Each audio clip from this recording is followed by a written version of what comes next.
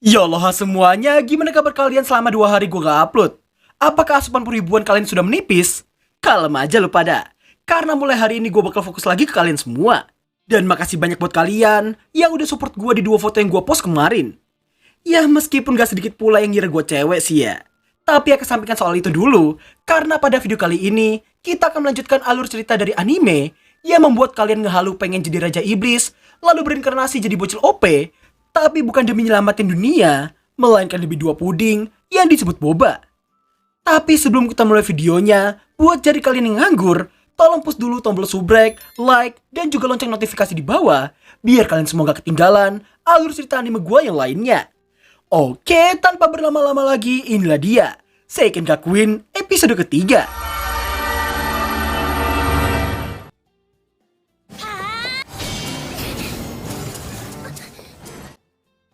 Scene dilanjutkan dengan memperlihatkan 2 tahun yang lalu. Napakah Celia yang sedang berlatih menggunakan robot latihan demi bisa membangkitkan Excalibur-nya. Melihat nonanya yang kewalahan melawan robot latihan itu, jelas Regina pun jadi khawatir, namun tetap diam saja karena ingin menghargai usaha keras Celia. Di tengah Celia yang baru aja bangkit kembali, si NPC ampas alias Muzel datang menghentikan pelatihannya. Yang mana ternyata, Muzel telah mengincar bodinya Celia sudah sejak lama, dan selalu ditolak mentah-mentah olehnya. Melihat nonanya yang lagi-lagi diusik oleh NPC udah gak jelas berbau amis itu, sontak Regina pun langsung pasang badan demi melindungi nonanya. Melihat Regina yang juga ada di sana, Muzel tiba-tiba jadi sok suci dengan memberitahukan larangan menodongkan Excalibur ke orang lain. Seperginya Muzel dari sana, Regina yang merasa yakin nonanya pasti akan bisa mengatasi NPC amis sepertinya dalam waktu singkat, akan tetapi Celia tak ingin menggunakan Excalibur-nya untuk hal seperti itu.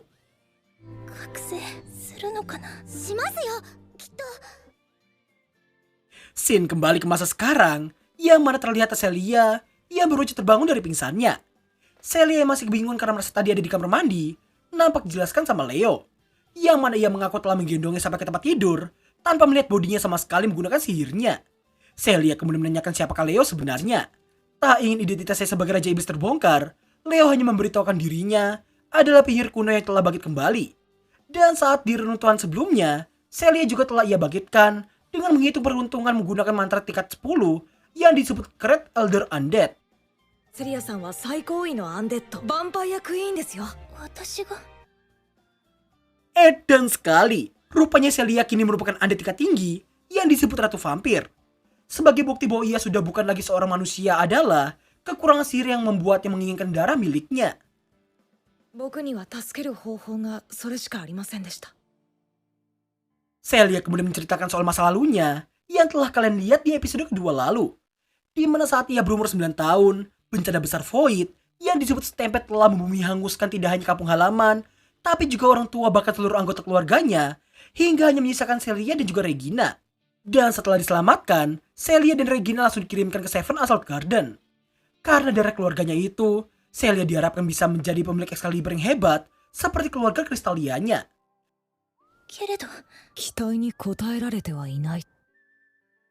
Celia juga menanyakan apakah ia masih bisa memiliki Excalibur, meski telah modern seperti itu. Leo pun gak yakin tentang hal itu, tapi dia meyakini bahwa Celia masih bisa jadi jauh lebih kuat dari yang sekarang.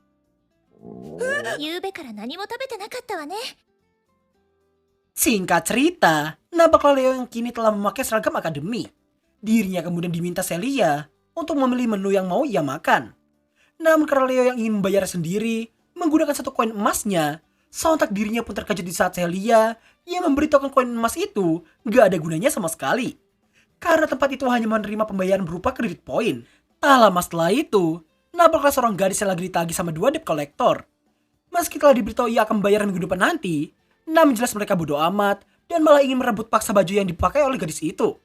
Namun sesaat kemudian,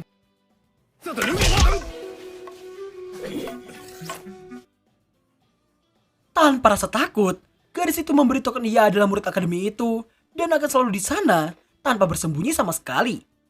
Dan ternyata gadis itu merupakan teman Celia yang bernama Sakuya. Sedangkan kedua orang tadi merupakan debt collector dari kasino yang ia datangi kemarin. Intinya nih anak main gacor-gacoran tapi karena gak bisa top up, makanya dia ngutang ke tempat kasino itu. Dengan kata lain, Sakuya adalah penggambaran nyata manusia ketagihan judai sampai rungkat dan buat makan aja sekarang gak bisa. Dari penjelasannya Celia, Sakuya ternyata adalah duelis di Platonnya. Dirinya pun terkenal karena pernah menumpas Void seorang diri. Dan nama lengkapnya ialah Sakuya Siglin. 昨夜ジークリンでだレオニス・マグナスです天に生きる者の手だ Dan pada akhirnya, Leo dan Sakuya terlihat ditraktir sama Celia. Di tengah mereka yang lagi makan, Leo menanyakan soal baju yang dikenakan sama Sakuya, di mana ternyata baju itu merupakan baju tradisional kampung halamannya yang diberikan oleh sang kakak. Naasnya, seluruh klannya kini telah musnah, dimoderni sama para Void. Itulah kenapa ia kini sangat ingin memusnahkan para Void dari dunia mereka. Tak lama setelah itu dua cewek datang dengan niatan ingin menagih hutang Sakuya, namun lagi-lagi Sakuya berjanji ia akan bayarnya di minggu depan nanti. Mendengar hal itu, Celia pun langsung mengomeli Sakuya yang kecenderung gacor sampai rungkat. Selepas makan, nampaklah Leo yang kini akan mengikuti ujian untuk memastikan tipe Excalibur-nya. Sebagai permulaan, Leo diminta untuk menunjukkan Excalibur miliknya. 来たれ風罪の魔女よ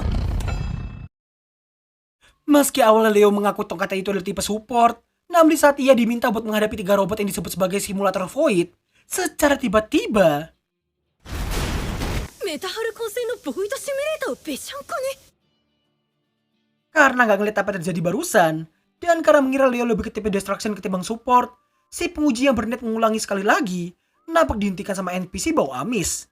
Yang mana ia berniat menggantikan simulator Void-nya untuk menguji Excalibur milik Leo. 聖剣アクティベート Celia merasa Muzel curang karena main keroyokan, namun si Muzel ini menekankan itulah kekuatan Excalibur miliknya yang disebut sebagai Absolute Domination. こいつらは僕の武器の一部なんだよ Leo yang merasa gak masalah, berniat akan mengalahkan mereka semua sekaligus. Celia yang tak akan membiarkannya pun berniat menjadi ujung tombak Leo, karena merasa ia adalah walinya.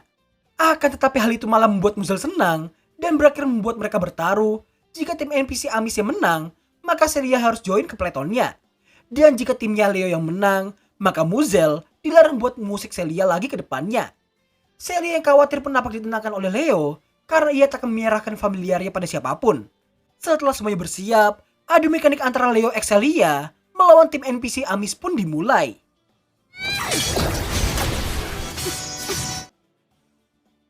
GG sekali. Meski tanpa Excalibur sekalipun, Celia masih tetap mampu menghadapi dua boneka birahinya si Muzel. Melihat hal itu, Leo seperti telah menduga bahwa itu adalah efek dari kebangkitannya sebagai ratu vampir. Di tengah Celia yang lagi menahan dua boneka Muzel, salah satu boneka yang berniat menyerang Leo yang hanya diam saja sedari tadi. Namun yang terjadi...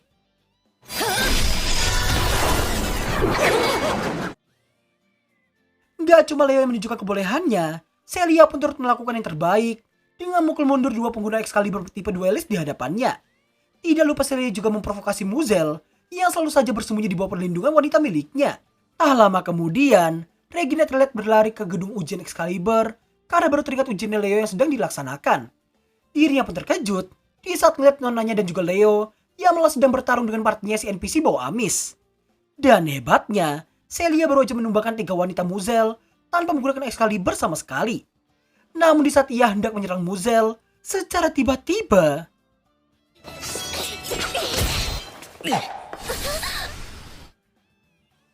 Sungguh amis banget NPC yang satu ini. Kekuatan menjijikan yang disebut sebagai Force Domination membuat Celia tak bisa bergerak sama sekali. Setelah menghentikan pergerakannya itu, diri dan para bonekanya berniat mengeroyok Leo di saat itu juga.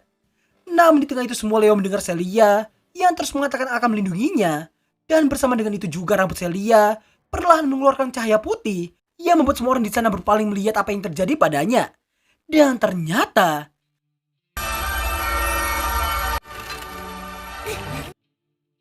dengan segenap kekuatannya, Celia terlihat mematahkan kekuatan Force Domination yang Muzel dan terlihat akan membayar semua perbuatan Muzel selama ini. Hingga pada akhirnya...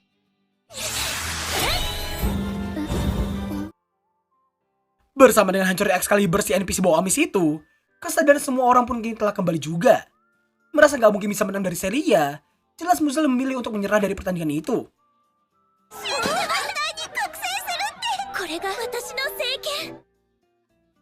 Di sore harinya, nampak Celia yang berterima kasih pada Leo karena berkatnya Excalibur miliknya bisa bangkit. Dirinya pun bertanya maksud dari kata familiar yang disebut Leo sebelum pertandingan. Setelah memberitahunya, Seria pun senang dan pastinya akan melindungi Leo sampai kapanpun. これからもお姉さんが守ってあげるわね。 Celia kemudian mengajukan satu permintaan pada Leo, yang mana ia ingin jadi lebih kuat dari yang sekarang ini. Namun tanpa diminta sekalipun, Leo memang berniat melakukannya. Setelah itu, mereka semua terlihat merayakan bergabungnya Leo, sekaligus kebangkitan Excalibur milik Celia. Mereka semua pun dapat senang, karena akhirnya usaha keras Celia selama ini bisa terbayarkan. Di saat mereka yang memperdebatkan namanya, namun Celia berniat memberi nama pada Excaliburnya setelah berhasil menguasai seluruh potensinya. Elvina kemudian meminta Leo untuk datang ke kamarnya nanti untuk mendaftarkan data biometriknya ke akademi. Setelah mengiyakannya, Regina pun menanyakan Leo yang mau tidur di kamarnya siapa, mulai saat ini sampai ke depannya. 気遣いも無用だ。手作りお菓子食べ放題だよ。私の部屋も大丈夫よ。 Para Onesa memperebutkan seekor Sota dengan kebolehan mereka masing-masing. Melihat hal itu, Celia pun melarang mereka untuk merebut Leo darinya. Dirinya menggunakan haknya sebagai walinya yang telah menemukannya dan mengajak Leo untuk tidur dengannya. Leo juga mengaku lebih nyaman jika bersama Celia, namun dalam hati ia hanya tak ingin rahasia mereka terbongkar oleh siapapun.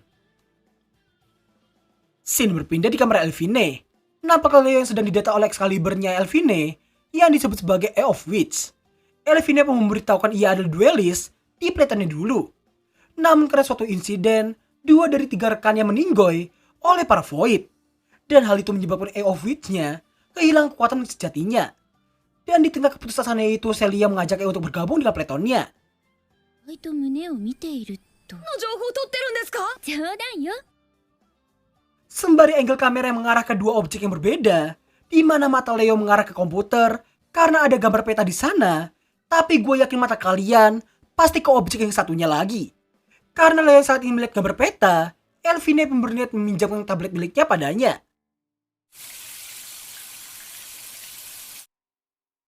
Singkat waktu, setelah mencari tahu mengenai Deathhold dan peperangan besar melawan pasukan Great Saga Arkel di masa lalu, Leo terlihat memanggil Belakas dan mendapatkan informasi mengenai ruang bawah tanah di tengah pulau apung itu yang terdapat kristal sihir besar yang tertanam di sana. Dan para manusia yang menjaganya menyebut kristal itu sebagai tungku magis. Mendengar hal itu, Leo menyamakannya dengan kristal sihir yang dimiliki oleh seseorang yang bernama Lord Kijin Dissolve di kastilnya dulu. Meski hampir sama, namun Belakas memberitahukan perbedaannya ada pada pilar bundar, sirkuit sihir yang lebih rumit, dan bahkan tungku magis itulah yang mengalirkan sihir ke seluruh kota. Setelah Belakas berpamitan, nampaknya seri yang muncul meski belum dipanggil sekalipun.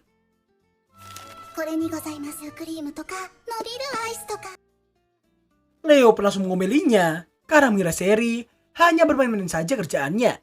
Akan tetapi, Seri rupanya melakukan semua itu sembari mengumpulkan beberapa informasi di mana ia memberitahukan tiada satupun orang di kota yang mengetahui satu hal pun mengenai Raja Iblis ataupun perang besar 1000 tahun yang lalu. Mendengar suara gemericik air di sana, Seri pun langsung membahas soal tuannya yang telah menjadikan Celia sebagai familiarnya. Yang bahkan hal itu membuat Leo dan Seri bertengkar di saat Leo yang memberitahukan Celia bisa menjadi tangan kanannya karena ia merupakan ratu vampir yang jelas sangat overpower.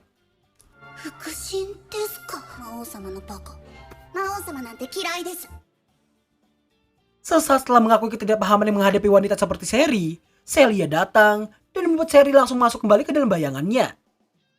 お風呂空いたからどうぞ。無防備すぎるだろ。 Scene berlanjut memperlihatkan beberapa penyelam di lautan lepas dekat Seven Assault Garden. Para penyelam pun dibuat sangat terkejut di saat melihat adanya seonggok akar misterius yang masih memancarkan cahaya membentuk mata di dalam suatu reruntuhan di sana. Dan berakhirlah alur cerita anime Seiken Gakuen episode ketiga. Gua mau bahas dikit tentang wisuda gua kemarin ya guys. Entah kenapa gak sedikit dari kalian yang ngira gua cewek lah, ada yang komen gua itu plot twist lah, ada yang bilang gua pakai voice changer lah. Guys, come on. Kemarin itu gua bukan duduk di barisan cewek loh ya. Dan mana ada wisuda tempat duduk dikategorikan dari gendernya, kocak. Biar gue kasih tahu nih buat kalian para jomblis yang berharap gue itu cewek. Tempat duduk wisuda itu dikategorikan sesuai dengan fakultas. Dan di setiap beberapa baris bakal dipisah sesuai dengan jurusannya. Gue itu duduknya pas di tengah dan dimulai dari jurusan fisika. Depan gue itu banyak cowok. Beda sama belakang gue yang mayoritasnya emang cewek. Jurusan depan gua itu jurusan kimia guys. Dan di depan gua paling enggak ada 3 atau 4 cowok lah kayaknya. Sedangkan gua itu cowok sendiri di barisan gua coy. Untungnya ada 2 bestie yang secara kebetulannya duduk sesuai dengan urutan nomornya.